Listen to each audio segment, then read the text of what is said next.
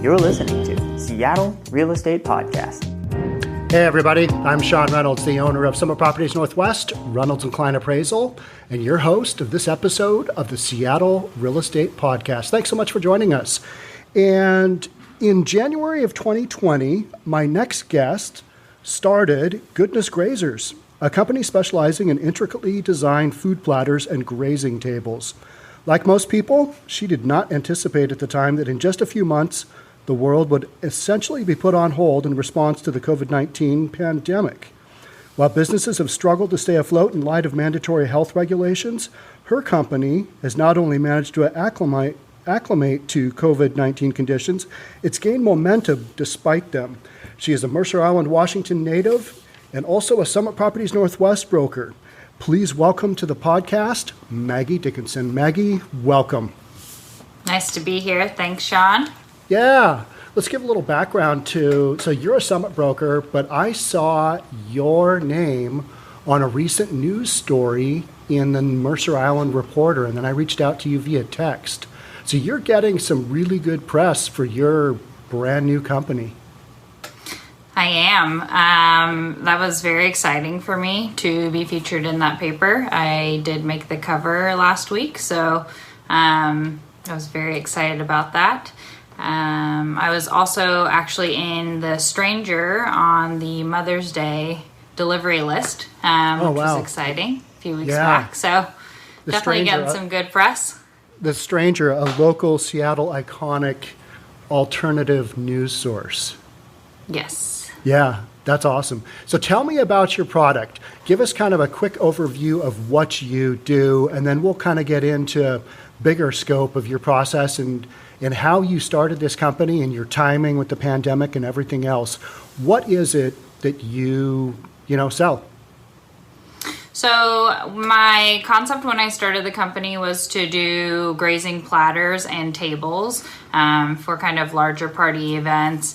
But then the situation with COVID came about, and so that business model wasn't going to be ideal anymore.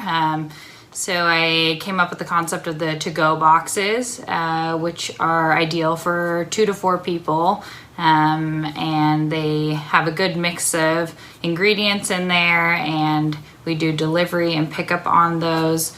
So it's kind of a great item for couples or families, and that's really helped move the business along with the situation at hand, because a lot of people kind of enjoy getting this variety delivered to them. So my thought for the product itself is that it brings people together in kind of an experience way. Grazing kind of takes place over time, and so that's something I wanted to bring into people's homes for them. And I ordered one from you, and I got it delivered just before this podcast. So for the people on the podcast platform that can't see what I'm looking at, I'm actually not going to hold it up to the camera for YouTube, because then I would have to shake the box. And it is such a cool product. You can look at your products on Grazers. What's goodnessgrazers.com, correct? Yes. Okay, and is that a play on Goodness Gracious? It is. It's Goodness Yes. Grazers. Yeah. Yeah. And you're also on Instagram and you're on Facebook, right? So people can follow you on those platforms as well. Yes, we are. And so I'm going to describe as I open up this box. So it is like maybe 9-inch by 9-inch or 10-inch by 10-inch box with, you can see through it. It's got clear plastic that you can see into the box and kind of see what the food is. And it's got a really nice kind of like a bow tie string holding the lid on. So I'm going to unwrap that. And we've got a really cool Goodness Grazers deal here. I'm going to hold that up for the camera for YouTube. And that's pretty cool. And then there's a thing from Maggie on the back. And then we've got your Instagram, Facebook, and your website on there. So that's some pretty smart marketing. Well done. So I'm going to open up the box. And inside it is, these things are they're pretty. I don't like using that word as a dude, but it's a pretty food product. It's like one of those things you'd see in the deli and go, oh, I don't know if I should eat that or just kind of look at it. You know what I mean? Thank you. Yeah. And so, all right, so inside, I'm going to start at like maybe the 6 o'clock position and go around. We have, I'm guessing it's like sliced up, some kind of sliced up ham. Is that right? We've got a prosciutto in there. Okay. I would never know how to pronounce that word, so thank you. I would have butchered that. We've got, next to that, we have sliced, those? Strawberries. Yes, couldn't think. Sliced strawberries. We've got some peanuts. We have a handful of caramels. Marcona almonds. Okay. Yes, those. We have those. I told you I was going to butcher the food names. It's okay. All right. Dried fruit of some sort. Apricots. What? Apricots. Dried apricots. All right. I've got this one. This is a grape, right? We've got grapes. It is a grape. You're not going to throw a fancy word at me there. What kind of cheese? We've got sliced cheese in there as well. We have a double cream brie, an English cheddar, which is kind of like a sharp cheddar, and then a manchego. Okay. All right. And then we've got a bunch of crackers. Although, what do we call these? This is some kind of dried bread-ish product. Is that correct? Those are fig crackers, and then we also have the pita crackers in there. So two kind of very different crackers. Okay. And then we've kind of got basically the same stuff, but in like different places, it looks like. Is that correct, or is this all separate food products? I try to separate them all out so you kind of get a little bit of everything. We also have some dried mandarins in there, salami, you get olives. We kind of alternate between olives and pickles. You do get the honey, which pairs well with those cheeses that are in the box. Okay, and the honey is in a little container that is in another little container with the olives, it looks like. Yes. And then everything is like so intricately put together, and this must take you a lot of time. How long does this take you to put a box like this together? I've gotten much faster. So it does require a lot of prep. So I do prep all the cheeses, all the veggies, fruits, everything like that for the boxes in advance. But my current, I can probably do about 12 boxes in an hour right now. Wow. Do you know how long this would take me to put together, let alone pronounce the food? I mean, it's pretty impressive. I wish I could hold the box up for the camera, but go to Goodness Grazers, and that's Grazers with a Z, online, and check these things out, because and your Instagram feed is really cool too, because it's pictures of these boxes in lots of different settings. And I could see ordering up a couple of these for like a big family gathering, or literally taking it on a picnic, because they do feed 2 to 4 people, and it's a lot of food. So I looked at it and I thought, that's just a cool product, and what a great product to be selling during the pandemic when people are literally staying at home, which is one of your products. Yes, the stay-at-home box is actually most popular, so... Right. Definitely. And these boxes, and you sell these boxes for between roughly $40 to $50, is that correct? Yes. Okay. And right now, during the stay-at-home order, we are doing free delivery within City of Seattle. And then it is a $10 delivery fee if you're within 5 miles outside of the city limits. Okay. And you do have a pickup option also at your kitchen in Mercer Island, is that right? We do, yes. Okay. All right. And you started in Seattle. You live in Seattle, I believe, Queen Anne-ish, and then you started at a kitchen over there, and then just recently, was it in May that you moved to Mercer Island? Yeah, so when I first started, I really didn't know how busy it would be, or kind of trying to figure out the best location. And then I grew up on the island, and my family still lives there. So you're an islander. I am. Yeah. So, and I love it because it's a middle ground for the east side in Seattle. So I thought it would help open the market up for people on both sides. So it wasn't so specific to Seattle. Right. And that's kind of worked out well. And so for our viewers and listeners who don't know where Mercer Island is, it's centrally located in between downtown Seattle and downtown Bellevue. And it's literally got a bridge going to it because it is an island. The bridge isn't very long.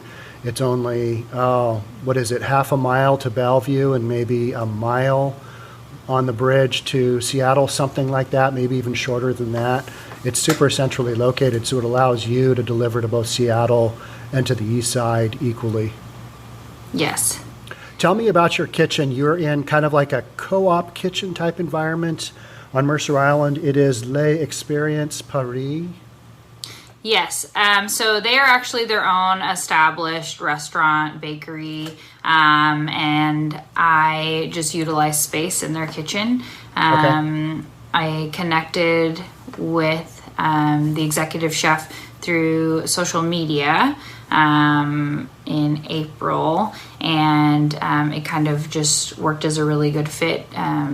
They really like the concept of my box and kind of how I work with the products, and so we made a deal that I can use the space there and have customers come pick up, and so it worked out really well for me, and it's great because I get to go see my family when I'm done for the day. So yeah, right. You're local there. If your family's still there, you can finish up and go see them. Where do you get the food from? So like, you're probably really particular. You're a foodie and you know your food. Like, I just wouldn't know where to get all this fancy stuff. Where do you get this stuff from? So I am currently working with a few suppliers in the Seattle area, and then some companies direct. So Charlie's Produce, Peterson Cheese, Big John's PFI. Some items we are able to get at Costco. If we can't get it, if we don't need such a mass quantity from those suppliers at this time. But my focus as I grow is to try to partner with some local companies to get their products into the boxes. I am talking with actually 2 different companies right now for getting into the box for next month's featured box. And those are locally owned, and so I'm really excited about that. Okay. And the concept for this, I was kind of reading through the Mercer Island story, and you were on a backpacking trip a couple of years ago, and you saw kind of how things were done in countries abroad, and you brought back some of the concepts from there and thought, you know what, I should just do this. So walk me through kind of how that evolved. So definitely a foodie. I took a 3-month trip all across Europe: Spain, France, Greece, Italy, Copenhagen. And the thing I loved was that even if everyone was ordering their own meals or whatnot, everyone shares, which I love that. Just the concept, the motto of my company is gather, graze, savor. And so I just love that it really brings people together, and it's just more than eating, it's an experience. And when I was in France, I'm getting a cheese plate or cheese board everywhere I went, even though most of them were for 2 to 3 people. I would order them for me as a solo person. But just that concept of being able to snack on various items in kind of your own pace, I really like that. I love that concept versus just ordering your single entree and that's your option. Yeah. So I just wanted to bring that into kind of a more condensed version that people could have. And also, when I make cheese boards at home or for friends and family, it tends to become a lot of ingredients. So if you just want to have a small box or a small board for 2 to 3 people and you try to go buy all the ingredients, you're going to have a lot of excess. You're going to have to, it's quite a lot of ingredients to gather in one go. So I just thought that would be so great to bring to people, especially while they're stuck at home. So Right. Yeah. Yeah. So you are able to buy in bulk because you know roughly kind of how many orders you have. So there's some economies of scale there. Also, you're able to bang out 12 of these in an hour? Is that right? Yeah, once I have everything prepped. So okay. How long does the food prep take? Like all this stuff is like cut up and like perfectly designed. How long does that take, like for a big batch? It does take maybe about 2 hours. I can prep for like 2 to 3 days, depending on what it is. Some things I don't like to prep too early in advance because I want to ensure quality. But some of the harder cheeses and things can be cut in advance. So it does take a few hours on that initial start day, and then halfway through the weekend, I'll re-prep again. Okay. So you're able to refrigerate some of the products, and then obviously some of them, like the crackers and things, those are going to hang on. But what kind of strikes me in just looking at the box is just kind of like the visual impact of it. And you've got like different colors spread out, and so I go back to the word pretty because I'm lacking for anything else, but it's visually super appealing. What do your customers say? Like, do you have repeat customers who buy your boxes consistently, or what does your customer base look like? I know you're a young company, but you've probably got some repeat customers in there. We definitely do. It's really nice that this early on I have people coming back. I've had people, 3 or 4 orders at this point, and I'm only just getting started, which is really great feedback for me. And I've had a lot of people who are repeat customers also ordering for their friends and family. A lot of people are sending these as birthday gifts, anniversary gifts, new baby gifts. I've had such an array of deliveries. So, can you repeat the question one more time? What was the? I think you covered it. Yeah. Okay. I'm kind of across the board though. We're going up north to Edmonds area, down to close to Renton area, Mercer Island. Bellevue. We're everywhere.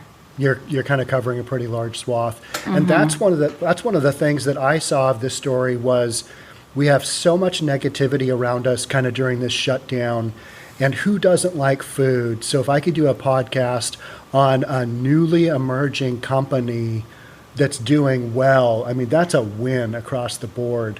So when the coronavirus hit, you were literally just ramping your business up, right? What are the odds of that? I know. It had taken me, honestly, the last year or the year prior to this January, I had been thinking about what I wanted to do, what concept I wanted to bring, if I wanted to go the restaurant route, And then I finally, in December, I was like, I'm going to just take the plunge. I'm going to do this. And then January, I was so excited to get started. And then just the news kept creeping in. And I thought, oh my goodness, this is not a great time for anyone. And, how can I adapt this? And I'm so grateful that I was able to figure out something that would be accommodating to people during this time. So when the coronavirus and all the shutdown hit, were you like up and running with your box concept, or did you have to do like a midstream change on your whole business concept? I had the idea of the boxes in mind because I was going to, instead of selling them direct to customer, my initial thought was to do smaller boxes for breweries and things like that. But at the time I was just doing the platters. And so then I thought, okay, I already was moving in the direction of the boxes. This is going to be great. They were originally supposed to be for like 1 to 2 people. But kind of people are stuck at home with not stuck at home, but with their significant others and their families. It would be better to have kind of a larger offering. Right. You know what? They're stuck at home. They are stuck at home. I just didn't want to sound like you're stuck at home with your significant other. Okay. But you are stuck at home, but hopefully with people you enjoy. You are stuck at home and you want to eat some good food. and it's getting pretty close to lunchtime here in Seattle. So this box smells so good that I have to put the cover on, because otherwise that's a no-go. And eating into a microphone on a podcast is kind of a big no-no. So I'm just going to put that aside. So in May, you switched your location, and then you've been ramping up, it sounds like, because originally we were going to do this podcast over Memorial Day weekend, and I kind of got the sense that you had a lot of business going on, and I didn't want to impact that. And so tell me about, so on Mother's Day you sold out, and then you did really well through Memorial Day as well. Tell me about those holidays and your sales. Yeah, so I mean, we're still growing, and I'm still trying to figure out the numbers that I can manage to do, because it's just me, so I do have to be realistic with how many orders I can take. Okay. But we did sell out on Mother's Day. That was kind of the first time I had that many boxes going on at one time, so I think we were just under 20 boxes each day that Saturday, Sunday. We had a special box going, which had homemade biscuits in them. I am not a baker, but I wanted to do something. I actually designed that box based on my mother's favorite items, because we usually go out to brunch for the weekend, and we weren't able to do that this year. So I wanted to put all of her favorites in the box, and I was, to be honest, I was very nervous about the biscuits. I've made them many times before, but it's kind of different when you're making them for yourself and your family, and then you're making them for all these people who don't know you and are definitely going to judge you. Right, because they paid for your food. Yes. But the feedback from the biscuits were so great that I even had one customer ask if I was going to continue doing biscuits as an add-on, just on a weekly basis, and I had to say that I am not committing to that. But I was surprised at the feedback, and so we did also, amongst those boxes, we're doing our regular boxes in addition to. So that was definitely a learning curve for me to be doing all the different boxes in one go. And then this most recent weekend, the Mercer Island Reporter really triggered a lot of orders. And so I was very busy throughout the Thursday through the Sunday, because right now we're only doing boxes Thursday through Sunday. Okay. Because you have a full-time gig at a real estate development company, correct? I do, yes. Yep. And you're also a licensed real estate agent with Summit Properties Northwest, and you've got Goodness Grazers. So you are juggling a lot of balls.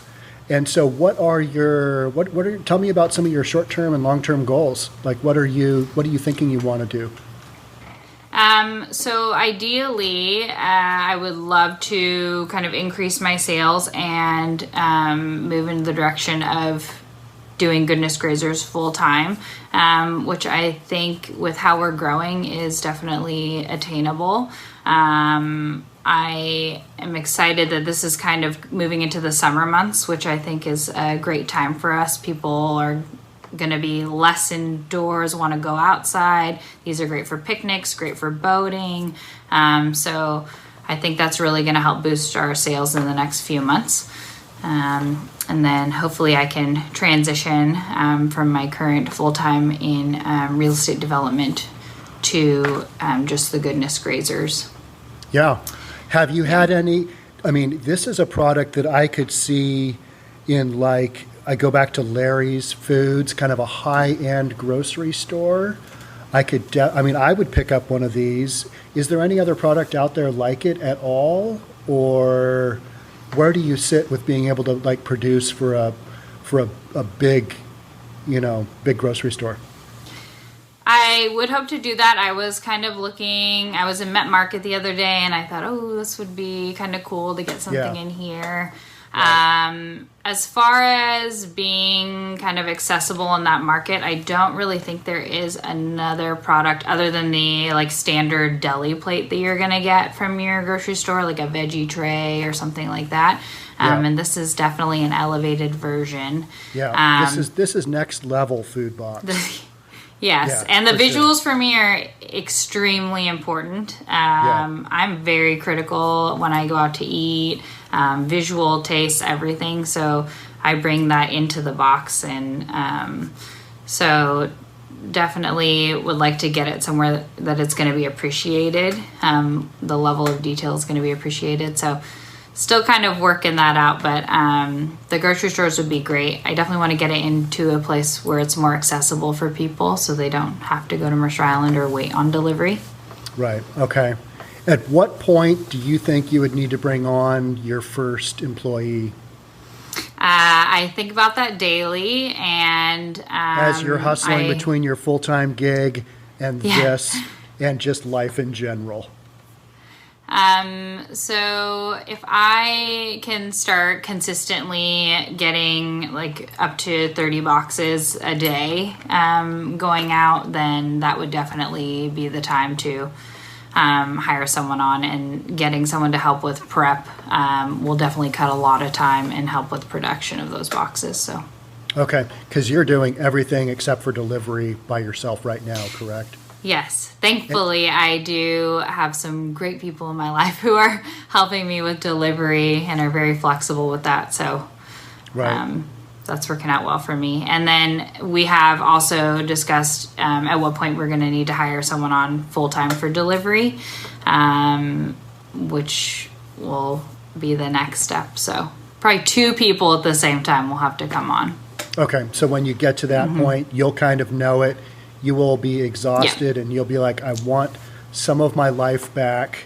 And in order to do that, you want to be able to sleep, because you're probably, so it's Thursday through Sunday right now that you're going kind of full tilt on the boxes, correct?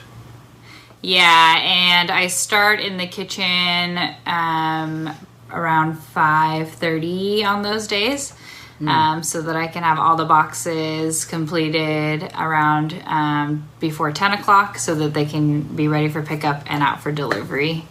Okay, so that's early. So you are up before 5:30, I'm going to hazard a guess. Yeah, I'm a breakfast person, coffee and breakfast person, so I got to get up to make that. Oh, that's so early. Yeah, So, it's not even light out then. It's getting better. It's getting better, but honestly, I'm so excited to get into the kitchen that it's not like Disneyland level, but I'm pretty pumped to get up in the morning. So it doesn't really matter the time, because I'm excited. You're not dreading going into the kitchen. Oh my gosh, I have to make another food box. Yeah. Oh, there's no place I'd rather be. Right. There you go. So we'll, as we kind of shift into the different phases of the stay-at-home order, will you start to change your product at all? Because you are strictly kind of like delivering the boxes right now. Will you go back to some of your original concepts, which were more of, I don't want to say catering, but something along those lines? Like, what will change with your business as society changes, as we come out from underneath these orders? So I'm already working on packaging of a larger to-go box, just for people who are kind of, if the groups are greater than 4. I've had people reach out, they're like maybe doing 6 people, or there's kids, or 6 to 8 people. And so instead of having them order 2 boxes, I'll have that option for kind of a bigger spread. And then we will definitely be back to our platters. Grazing tables, I think, are going to have to take a little bit of a back seat, just because I'm unsure of, the point at which you're going to be in groups of 10 or more, or 12 or more. Right. But the platters that we do are great for 10, 14 people. You do pay a deposit on the platter itself, and then you need to return it back. But that's definitely a different kind of visual going on, and more substantial. So that's a much bigger production on your end as well, correct?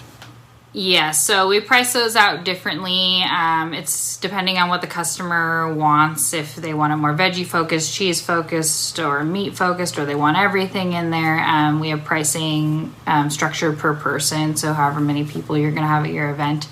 But those do definitely take more time and planning to get going. Because they're just so much of a bigger operation, it sounds like.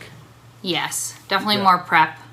And one thing to note that's important is we ideally prefer 48 hours advance notice on orders just because of the size right now. But sometimes we're able to accommodate with 24 hours notice. It just really depends what you're looking for. But those larger platters are definitely a 48-hour ordeal. So Maggie, if somebody wants to order your product, they go to goodnessgrazers.com, correct?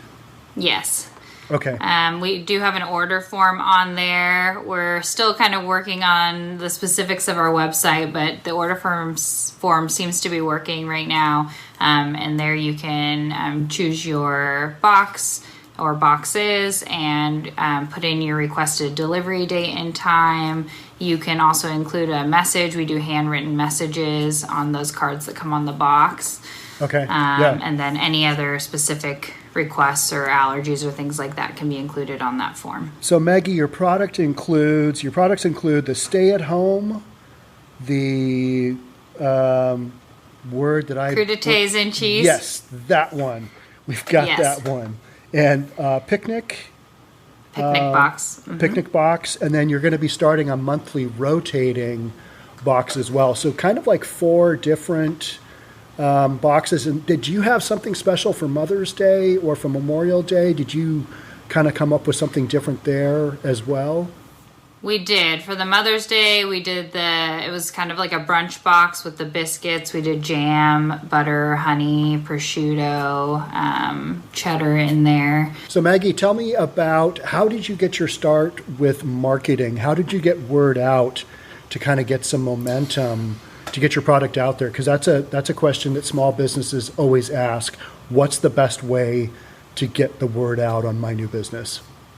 Yes, and that was something I was very nervous about when I started. And so right now, I would say our biggest is word of mouth, just through social media or through people recommending to their friends and family. It's really helpful when people take pictures of their boxes and then post them and tag us. That seemed to do really well because I do have a section on the form that asks how you heard about us, and I have recently got a lot of people that are saying, oh, I saw you on my friend's Instagram, or I saw you on my cousin's Facebook page, or something like that.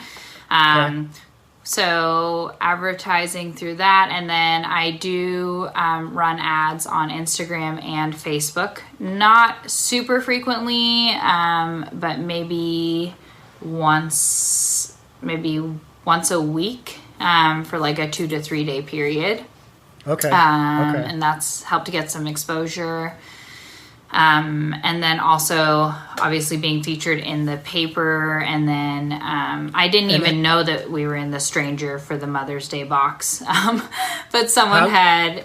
And how did you get in the Mercer Island Reporter? How did they pick up your story? Like, where did they hear about you? I actually reached out to them. I wanted to do advertising in the paper. I knew that, people are big on reading the paper. So I reached out to them with my concept and kind of what I was offering and that I grew up on the island. And they reached back out to me and they said they would love to write an article on it. And so I spoke with them 2 days later, and that article came out maybe a week after I had inquired. Okay. Mm-hmm. Yeah, because for a small startup company, you've got some pretty good exposure. Yeah. Just kind of boom, boom, boom. So for some people, their businesses are still under lockdown, can't operate them, but the stars have aligned for you, Maggie. So they have, truly. I think somebody should have a success story out of all this, and that's why I wanted to have you on the podcast, because I'd rather focus on positive stuff versus, oh my gosh, this is all horrible and we're all going to die, that kind of thing. So I'm so happy that there are businesses out there who are able to kind of push through and get going. And so tell me what's the toughest obstacle that you face as a small food business? Like, what's your biggest struggle right now? Honestly, kind of, I guess, even though I have the marketing, just trying to get myself known out there, and then because I think they're definitely ordering more, but maybe a little more reserved than usual. And then also for me, just keeping up with the demand as my individual self. Right. Have you taken a vacation since you've been doing this gig? I have not. I'm definitely on 7 days a week. I'm very grateful to my current job. I do go in 3 days a week, and then I have my other 2 days that I work remote, so I can kind of coordinate between Goodness Grazers schedule and then my full-time job. But I am taking 4 days off in end of June, which I'm very, very excited for. So, yes. Excellent. You're going to go do something other than put together Goodness Grazers boxes. I will be bringing a platter. It is. So what will you do with orders during that time? Will you just say, hey, I'm not doing orders for these dates? Yeah, so it happens to fall in the beginning of the week, and so I won't be taking orders on June 28th, and I will have limited orders on June 27th, which is listed on the website. So okay, I think I did see that. Yeah, and then are you going to do something fun for 4th of July? I will probably do another variation of the red, white, and blue box, kind of mix it up from the Memorial Day box. But I definitely think, especially with people out on boats and stuff, it'll be a great time to get those boxes going. Yeah, that was one of my thoughts is, man, for the boating season, this is an ideal product because it's literally in a box. It's not that big. Mm-hmm. It's self-contained, and you could just put the box out on wherever and literally graze the food throughout your day, and it's just such a great to-go product. Yes. Yeah. And something you were mentioning earlier that I think we will do is that since I haven't been able to show the box on the video, I'll have maybe Nikki or Darian here take some photos, and we'll put it up on our Instagram page and or our Facebook page. Yeah, so people can. Maybe we'll shoot a short video of, I'll wrap it back up and kind of do an unboxing, and we'll eat some food. So we'll try and get some more coverage for you here because it's a great product, and I'm always excited to see small business succeeding. So anything else? And they're great for, new home buyers when their first night in the house. It's a good. That is an when you got no food in the house. Yeah, you should have like a special new home buyer box. What else could you put in there that would be cool for that? Ooh, that's putting me on the spot there. Let me think about it. Mm-hmm. We will need to check back on your website to find out if you come up with something. How's that? Yes, let me think about that. That could be definitely a different variety, and maybe some items that are somewhat packaged so that you could have them for the next few days. Yeah. Definitely a great concept, though. Because this would be something that would be so cool for somebody to open up their fridge and have a food box in there and go, oh my gosh, we've got snacks. Because when you move in and you're like, oh man, this house is empty, nobody's lived there for a while or whatever, and to have something nice like that, I think would be much appreciated by a new buyer. Definitely. All right. Well, Maggie, thank you so much for coming on the podcast. I appreciate you sharing all your information. We look forward to seeing what else you come up with, and I wish you the best of luck as you kind of move your business forward. And I've enjoyed listening to your story because it's one of those positive stories coming out of all this, and that's what I like to hear, and I think other people do too. So thanks so much for coming on to the podcast and sharing kind of your journey with Goodness Grazers, and I wish you the best of luck moving forward. Thank you so much, Sean. All right. And so again, people want to check you out. You're on Facebook, you're on Instagram, goodnessgrazers.com. Maggie Dickinson, thanks so much for coming on the Summit Properties Northwest Seattle Real Estate Podcast. Again, I'm Sean Reynolds from Summit Properties Northwest, Reynolds and Klein Appraisal. Thanks for tuning in on our YouTube channel. And if you are watching on YouTube, love to have you like the video, subscribe, hit the notification bell. And for all of you who have downloaded on the podcast platform, thanks so much for tuning in. We'll catch you on the next one. Bye.